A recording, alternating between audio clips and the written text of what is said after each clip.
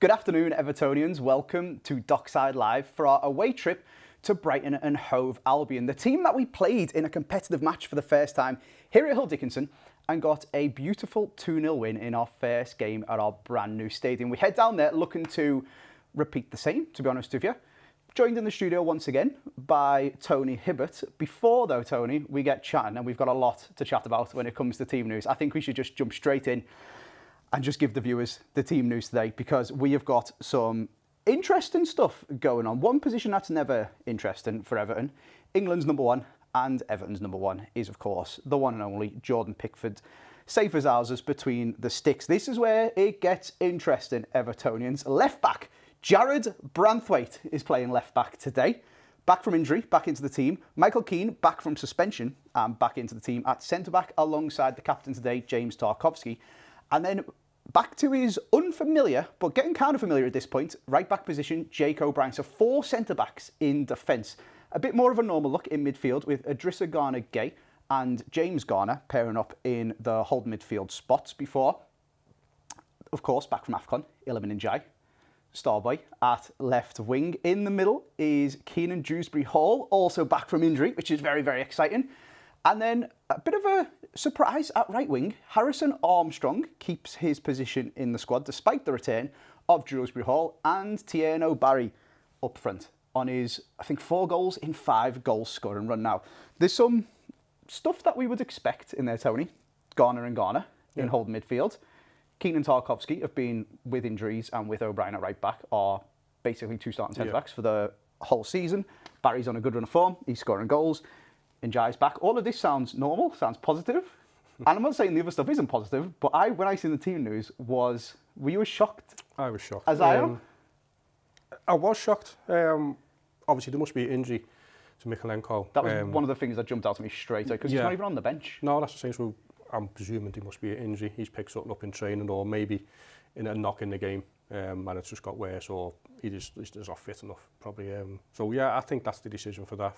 But yeah, having 4 centre-halves is it'll be interesting, yeah. We finished the Leeds game. We played the second half of the Leeds game, playing 3 at the back, 3 centre-halves.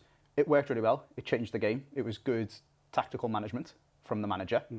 We basically went man for man with Leeds and took control of the game. Yeah. Probably because of one. Idrissa at the bar, didn't he? Yeah. He was a changed man in that second half. He looked a bit leggy in the first half. He looked like a man who just won AFCON and been celebrating it. And then he seemed to, like, once he dropped into that 3 at the back, he was the one sitting in front of the defenders. He was flying. He obviously got forward and made the goal. Really good performance. So nothing new there. But 4 centre-backs behind him instead of 3. Were you half expecting that we'd go to that 3 at the back again? Or was that just because we matched up with Leeds and obviously Brighton play 4-2-3-1 like we usually do, so we've gone man for man there? I don't know. There's all sorts to dissect, isn't there? Yeah, to me it was just a big surprise. I thought, or Jared, I think, yeah, he got minutes under his belt, but I think he's been out a long, long time. So to rush him in and start him, is a bit worrying. But obviously the manager knows his fitness. He knows the state of where he is. He's been with him every day. So obviously there will be a bit of cautious, but maybe he's been forced. He's had to do that. I don't know with the injury of maybe Mikalenko, which we are presuming. So got a bit of a exclusive. I don't know if it's actually exclusive. I'm assuming it's not if we're telling people. But the manager has just said that he's had a knock in training for Mikalenko, and he's described it just as a knock. So you could extrapolate from that. He'll probably be back for the next game, but he's not fit enough for this one. Yeah, so you can understand it. You can, but obviously it is a worry in a way of you're playing a lad there who's, he's had half an hour, 45 minutes. Half a game, yeah. So for us, in a way, it's positive because obviously he's a class player, Jared. So yeah, it is a positive. So playing him left back it's not as comfortable as playing as centre half. Left back it is a bit more demanding. But yeah, we'll see. Obviously, the set up defensively in a way of a back four like that. But yeah, we'll just see how the game goes. I think they're a good team. Brighton really are a good team.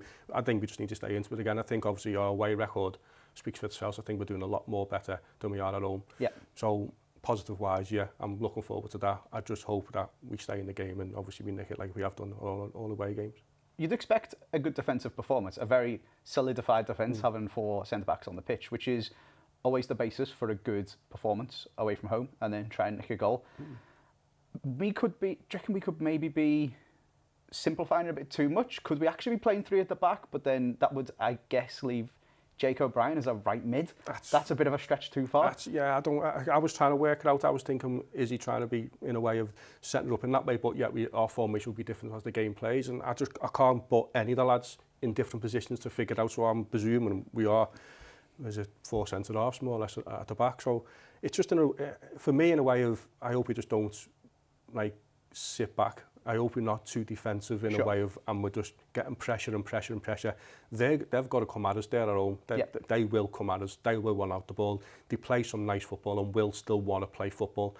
I'm just hoping that it's not consistent in a way of, it's just pressure after pressure after pressure for us. We do need to get us and we need to play our game as well. So, no, it's exciting to see, but it's in a way of a back four. It's obviously defensively. I think that's something Branthwaite will probably help with as well. We noticed in the Leeds game about how calm he was on the ball, how much more progressive he was on the ball when he come on. He's just a class player, isn't it? And we can hear from David Moyes now at the press conference yesterday, his thoughts about the team and the game ahead. Will that help with recruitment longer term? You're showing you've got this quality of player here on long-term contract. Well, I hope it gives us a steadiness. I talked earlier about inconsistency. I hope the players I'm talking about give us that chance to be consistent. I think we're trying to stabilise the club still. We're certainly in a much better place, but we're still only, a year since new owners took over, really. So I think we're still trying to get the stabilisers still set and making sure that we're ready to build on it. And I think the likes of the players I'm talking about getting long-term contracts, certainly for the next few years, I think is a big thing for Everton. Thank you, good luck. So talking about the manager was talking about new contracts there. So for us to talk about that, James Garner, obviously is the big news, just signed a new contract, which is brilliant for the club, brilliant for Evertonians, brilliant for him. Yeah. He's been playing incredibly. And if we again just go in and start picking apart this formation, could the manager be doing, I'm going to call it a bit of a Pep Guardiola, because he loves to tinker and turn a centre-back into a right mid or a left mid or a C. Could Branthwaite be playing as a holding midfielder? And then James Garner playing at right mid, and then we've got Harrison Armstrong. I don't know. For the back, I'm just trying to go crazy with the formation, Tony. But where I'm leading with this basically is James Garner's played all over the pitch. Yeah. He's been incredible for us. He's just signed a new contract. The manager's talking about consistency and stability. Branthwaite, O'Brien, Garner, Illy. I could keep going on. Harrison Armstrong, just listing player, Tieno Barry. All these players, like under 25 years old, they are hopefully the core and the stability that we can then build the team around. So to get James Garner on a new contract is huge. It's huge, and it's obviously well deserved. I think he deserves it. What he's put in, the shifts he's put in, the performances he's put in, he deserves it all day long. My hat goes off to him. He's played a number of positions, like you just said, and he hasn't put a foot wrong. So contract-wise and a long-term contract at the club, I think it's good for the club, massive for the club, but it's well deserved by him. It does. But I think the press conference, what the manager's saying, and I think he's spot on. The club is still trying to find its way and be stabilised. That's massive. I think from over the years we've had, there's been a roller coaster, and obviously getting the managers in, David Moyes, I had no question he will. That was his main approach, to stabilise this club, to get a foot in a foundation, and then build a squad. Everyone wants, we want European, we want cups, we want this, we want to be fighting for the top 5. That's what realistic. But you've got to be realistic, really. You've got to have a sensible head and like more or less concentrate. Well, obviously, we've got to be stable. We've got to get the foundation right. Obviously, getting people on the long-term contracts like James is massive for us. Especially in the current era of football, you can't just throw money at it anymore because of PSR or financial fair play or whatever it's called these days. I struggle to keep up. But there's so many different rules about turnover and spending, and the new owners are coming in and doing really good stuff, like finishing off the stadium, the commercialisation. That allows you to give Garner the current contracts, but you've got to build slowly. We played Leeds last week, for example. I wasn't quite old enough to remember it, but they went crazy at one point, didn't they? Spent an absolute fortune, and I think ended up getting relegated. We don't want that. We want gradual, consistent growth, and then be able to attract better and better players. Yeah, you've got to get the foundations. You've got to get the young players, the good young players playing for us, and that's massive for us. The club's it's in a miles better position than it was 100% 5-6 years ago. Do you know what I mean? It's massive. As we're saying, that roller coaster years. We did spend money. We did throw money at it. So we can say Leeds did it. We threw money at it. And it was wrong. It was wrong. It wasn't done in the right way. But now I think, obviously, with the new owners, with the manager we've got in place, I think you're only going to go one way. You're only going to keep on progressing slowly. But yeah, that's the best thing to do. You can't just go and jump and try and be the top team. It's never going to happen. So the way we are, I think, is good. I think as well, something I always look back on as someone who went to every match of David Moyes' first spell, we were picking up gems like Seamus Coleman for 60 grand, Kale for a couple of million, obviously got yourself on a free. He never had the money to spend in his first tenure at the club. And then when we got all the money, unfortunately, David Moyes had left. So it's nice to have him here and slowly building on that. And you get to attract, and he's shown already, or very unfortunately, actually, we do need to talk about this. He's mentioned Jack Grealish is probably going to be out for the rest of the season, which is going to be a huge miss. He would obviously walk straight into basically any team in the Premier League. So the fact that we had him here was unbelievable. Does that maybe... David Moyes refused to comment, basically. But if you're just hypothesising, does that worry you a little bit? Do you want to still pick him up in the summer? Is it going to, hopefully, we can get him a little bit cheaper? Are we going to maybe have to avoid it because he's just had what seems like quite a serious injury? Yeah.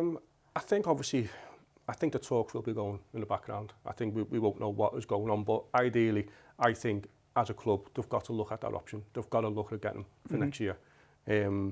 He's too good.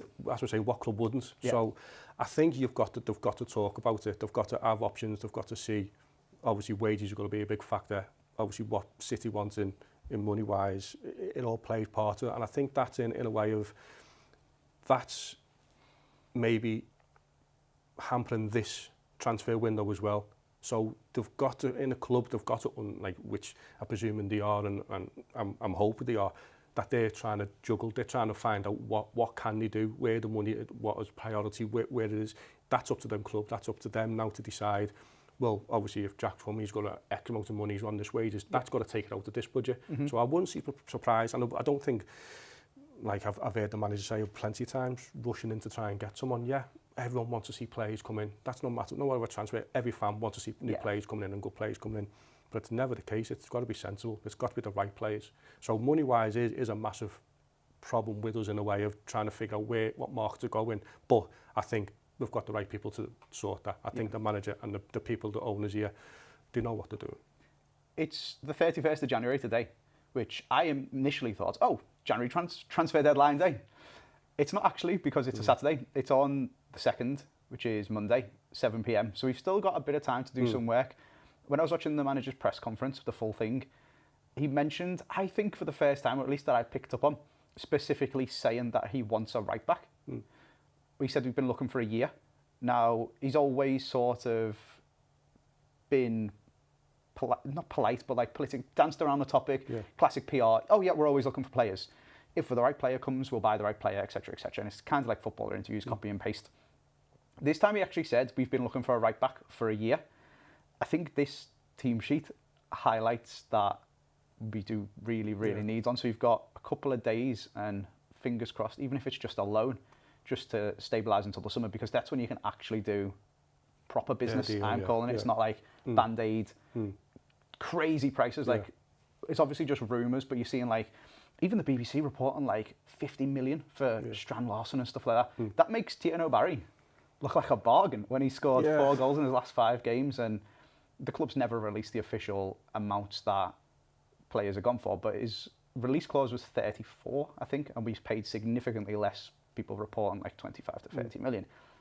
That's now starting to seem like such good business if you can just keep banging the goals in like he is.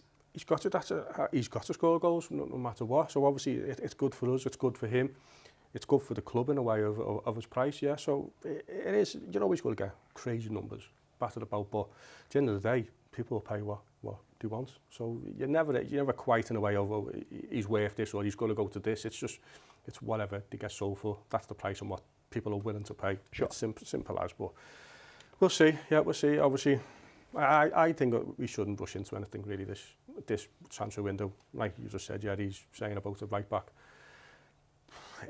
It's one of them. I think we should be in position where now if the right person, if the right fit comes, we could try. Obviously, I think the sensible is loans, really, like you said before. That's a loans for this one, but obviously in the summer, we'll wait and see. If you are Harrison Armstrong, obviously he's got until Monday, the manager, to decide. He said he's constantly talking to the guys at Preston.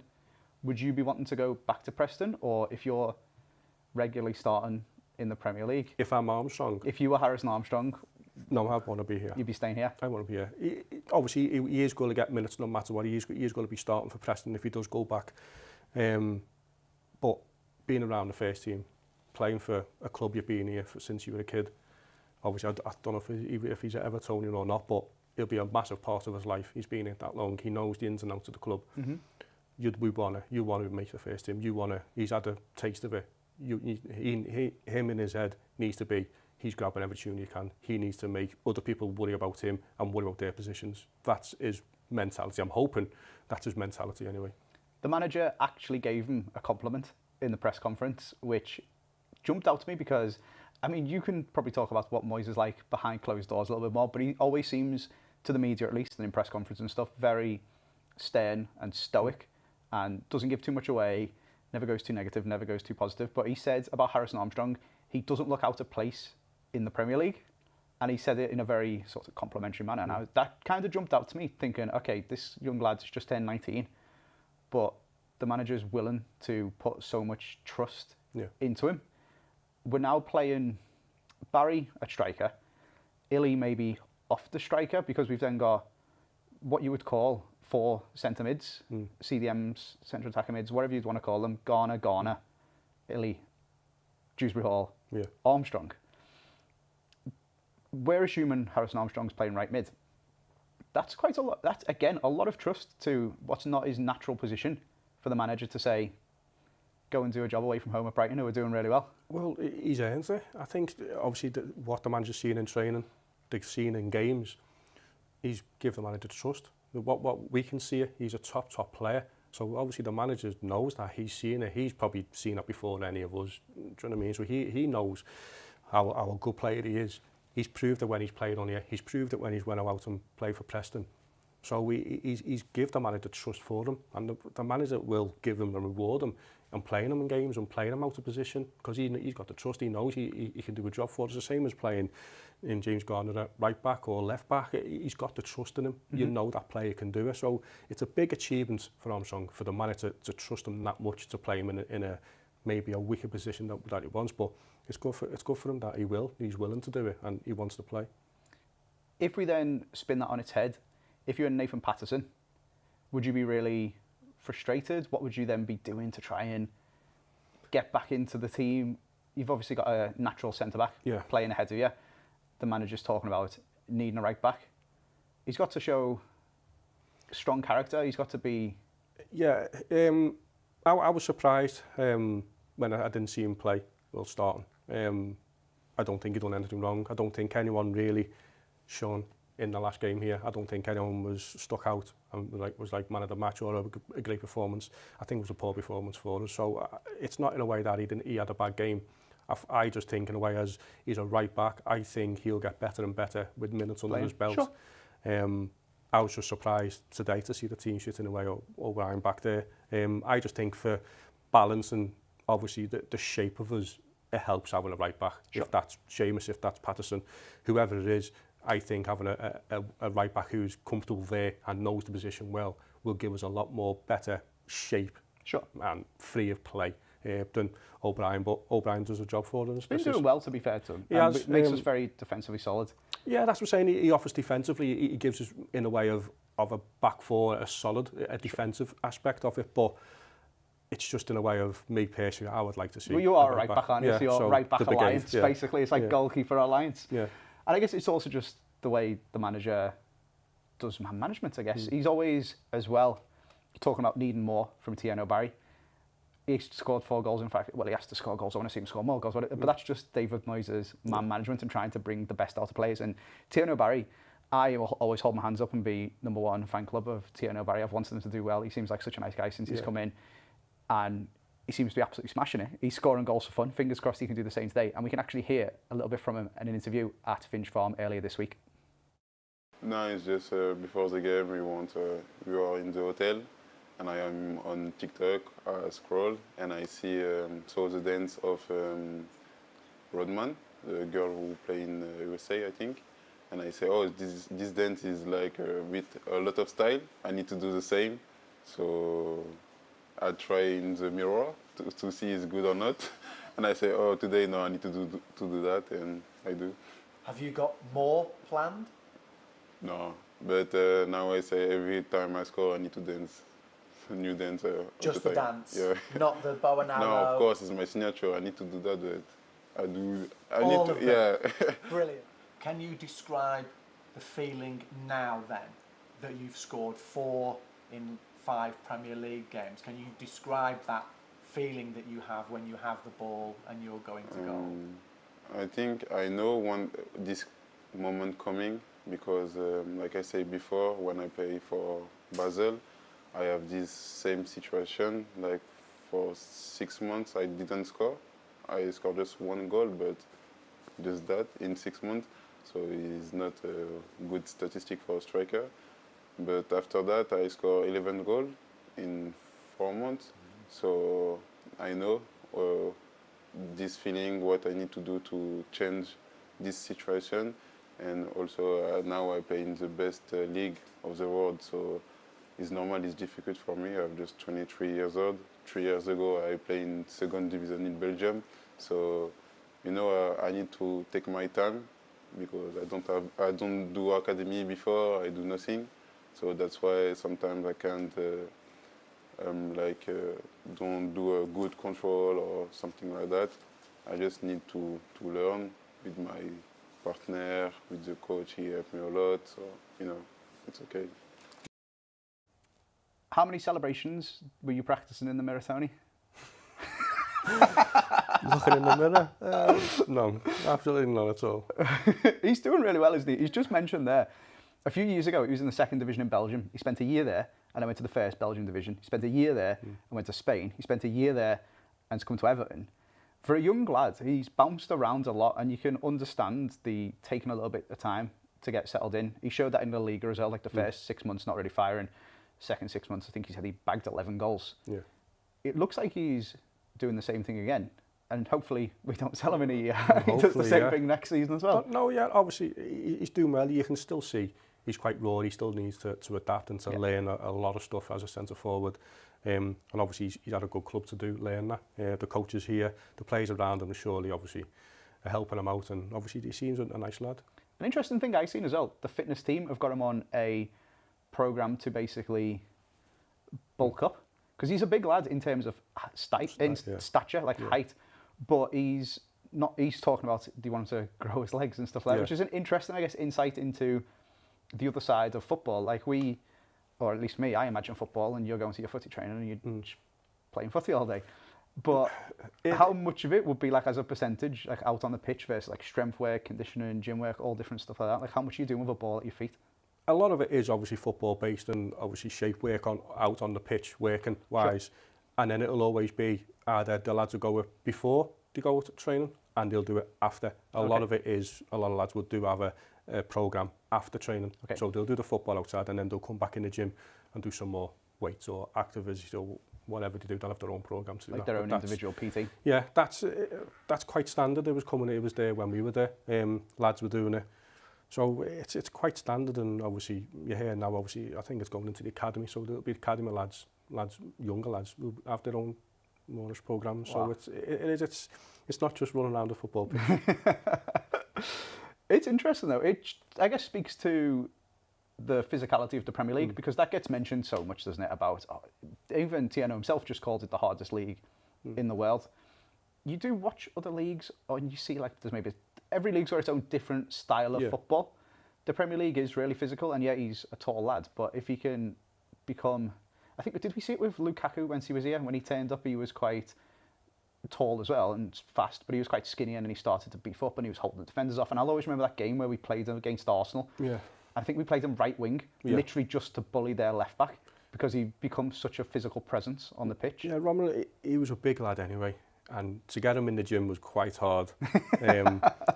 But he works so hard on the pitch. So you do get types of players where they will go in the gym and they will work out. I'll say it's easy for the fitness coaches to get them in to help to work.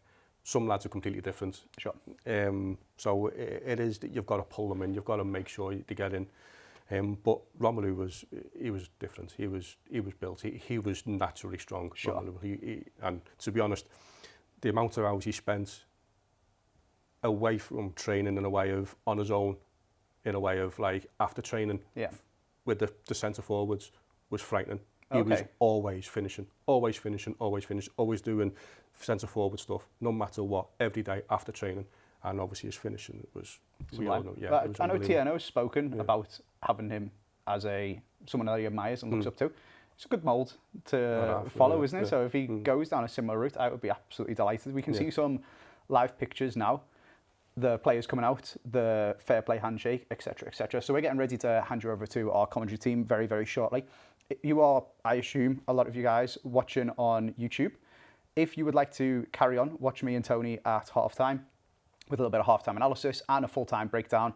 You can do so as a subscriber to Everton TV Plus Forever Blue membership. All the information is on the Everton website. And of course, you get some exclusive commentary from Darren Griffiths and Graham Stewart today, who I'm going to hand you over to now. The sound sky's out and it's quite mild. It's not too bad. A little bovril with myself as well, just to keep me nice and warm. But looking forward to the game. 4 minutes to 3. The pyrotechnics have cast a mist over the American Express. We are nearly ready to go. Very interesting Everton lineup this afternoon. It's got to be the tallest back four I've ever seen playing for Everton, Diamond. Yeah, very much so. I mean, it looks for all the world that that's the way the manager's decided to line up. Jake O'Brien moving out to right back. Michael Keane comes back in alongside James Tarkowski. And Jack play left back, we looks like. Everton are in the all-black kit this afternoon with a yellow and blue squiggle, I think we can call that, across the chest. Michael Keane restored to the starting 11 following his 3-game suspension. He takes his place along with James Tarkowski. It looks like Jared Branthwaite left back, as I said, and O'Brien to Hillerman and Dye, Dewsbury Hall, Harrison Armstrong starting, James Garner and Tierno Barry up front, who's in a decent vein of goal-scoring form. More goals, the better you'll get because of confidence, Graham. Well, confidence is always important with strikers, isn't it? And now we'll be buoyed about the fact that he scored again against Leeds. He scored the game before the winning goal at Aston Villa. So all those things adding together, you know, he'll obviously fill in with more confidence. But you know, in his general play, he's still got a lot to do in his general play for me. But certainly, at the end of the day, if your striker's scoring goals, he'll be thinking he's doing his job. Absolutely. Nearly ready to go. It's lively down here on the south coast. Not sure what that song's called. No idea. But it's got a bit of razzmatazz before the game. Gets every bumped up. Going to be a period of either silence or applause here for a member of Brighton staff who passed away recently.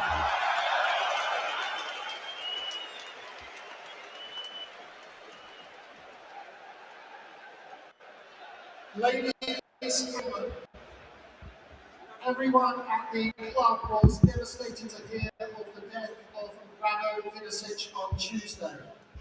Rado was our women's and girls head of coaching and of course the father of our women's head coach, Dario.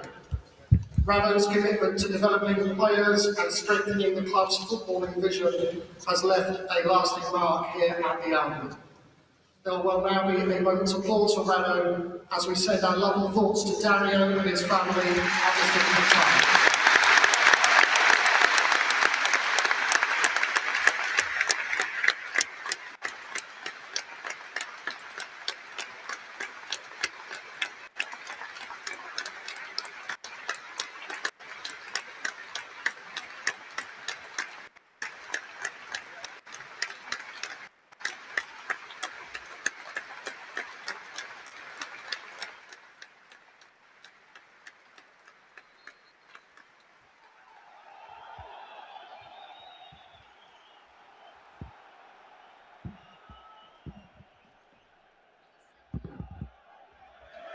Generous applause there.